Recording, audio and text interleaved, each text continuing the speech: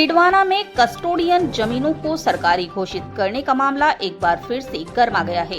इस मुद्दे को लेकर सभी विपक्षी दल एकजुट हो चुके हैं और उन्होंने सरकार पर किसानों की जमीनें हड़पने का आरोप लगाया।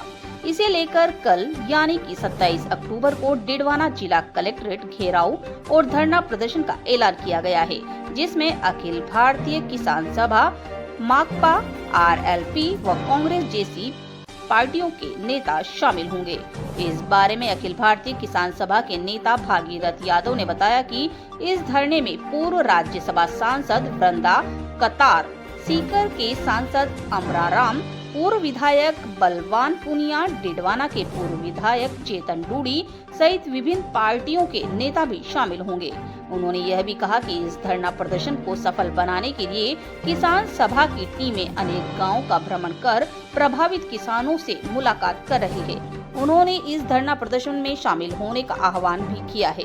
भागीरथ यादव ने बताया कि भारत विभाजन के दौरान 1947 में बड़ी संख्या में मुस्लिम परिवार पाकिस्तान चले गए थे। उनके पलायन के बाद डिडवाना के लगभग 19 गाँव में उनकी जमीनों को कस्टोडियन भूमि के रूप में दर्ज किया गया था। कल आपके द्वारा एक आंदोलन का आह्वान किया गया है, किस तरह का ये मुद्दा है और इसमें कल किस तरह से आंदोलन किया है? कस्टोडियन का मुद्दा ये पुराना मुद्दा है वैसे तो, लेकिन अगस्त 2024 से ये लगातार चल रहा है। और सबसे बड़ी बात यह है कि तत्कालीन कलेक्टर ने यहाँ कम से कम 4-5 हजार बीघा जमीन है कस्टोडियन की डिडवाना के अंदर। उस जमीन को एक्वायर करने के लिए, उसमें सरकारी संपत्ति घोषित करने के लिए जेसीबी चलाई और उस टाइम अखिल भारतीय किसान सभा ने हमने मिलकर के उसका बड़ा विरोध किया और हमारी कलेक्टर महोदय से वार्तालाप हुई। तो कलेक्टर ने हमें आश्वासित किया कि इस जमीन को इतने दिन पड़ी रही, लेकिन अब जो भी किसान जमीन जोत रहे हैं उनको हम एक्वायर नहीं करेंगे और नए सरकारी संपत्ति घोषित करेंगे और इसको प्रायोरिटी में लेकर के हम किसानों को कस्टोडियन की जो जमीन है उसको खातेदारी चढ़ा देंगे।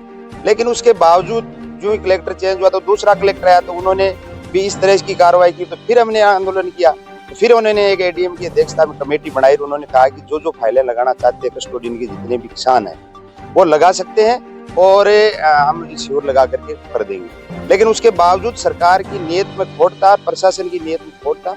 बार बार हमें झूठे आश्वासन देते गए और अभी जो ताजा घटना हुआ है उसके अंदर आसपास की जो जमीन है उसमें जिला हेडक्वार्टर के जितने भी कार्यालय है, चाहे वो पुलिस लाइन का हो, चाहे वो सदर थाने का हो, चाहे वो सर्किट हाउस का हो, तमाम कार्यालय की जमीन यहाँ आवंटन करके उसके पट्टे जारी कर। तो ये सरासर किसानों के साथ में अन्याय है। लगभग 4 से 5 हजार बीघा जमीन है और आसपास की डिडवाना हेडक्वार्टर जो जिला हेडक्वार्टर कलेक्टर बैठता उससे 10-10, 12-12 किलोमीटर दूर अंदर गांव के अंदर जमीन का आवंटन किया है। ये कहाँ तक न्याय की बात है? हमने सरकार के और नुमाइंदों से जो भी प्रतिनिधि उनसे बार बार इसकी रिक्वेस्ट की। अब हमने ये तय कर लिया कि 27 तारीख को हमारी आर पार की लड़ाई होगी और किसान जब तक यहाँ डेरा डाल के बैठेंगे कि ये आवंटन निरस्त नहीं होगा। क्योंकि सरकार से भी हमारा ये विशेष तौर से निवेदन था कि आपने जिस तरह से ये गरीब किसानों को जो 80 साल से जमीन को जोत रहे हैं, लगातार खेती कर रहे हैं, और सरकार का एक आदेश था 23 मार्च 2018 का, उसमें बाकायदा लिखा हुआ है कि जो निष्क्रांत भूमि है उसका आवंटन आप 10% डीएलसी की रेट लेकर के आप कर सकते हो। और वहाँ इसके तहत हुआ है, कोटपुतली के अंदर हुआ है, टोंक के अंदर हुआ है, अलवर के अंदर हुआ है और उसी का आधार हमने कलेक्टर को दिया था। कलेक्टर महोदय ने ये माना था, पुखराज सेन उस टाइम माना था उन्होंने कि वास्तव में ये सही है आपका और मैं करके आया हूँ और ये कर देंगे। लेकिन सरकार जिस तरह की वर्ग विशेष को टारगेट बना करके भारतीय जनता पार्टी की जो सरकार ये कार्य कर रही है, ये कतई निंदनीय है और इसको बर्दाश्त नहीं करेंगे।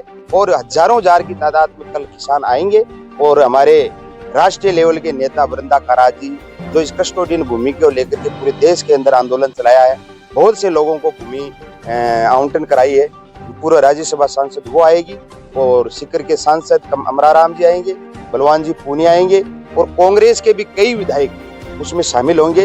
हमने आरएलपी के भी कई नेता इसमें शामिल होंगे। हमने सब लोगों को न्योता दिया है कि किसी भी राजनीति का मंच नहीं है, ये किसानों को जो 70-80 साल से जो किसानों के साथ में जो अन्याय हो रहा है उसकी भूमि आवंटन और उनके खातेदारी हक दिलाने का सवाल है। इसलिए तमाम लोगों को न्योता देकर के हमने कल बुलाया है। कल इसका फैसला हम करके ही रहेंगे।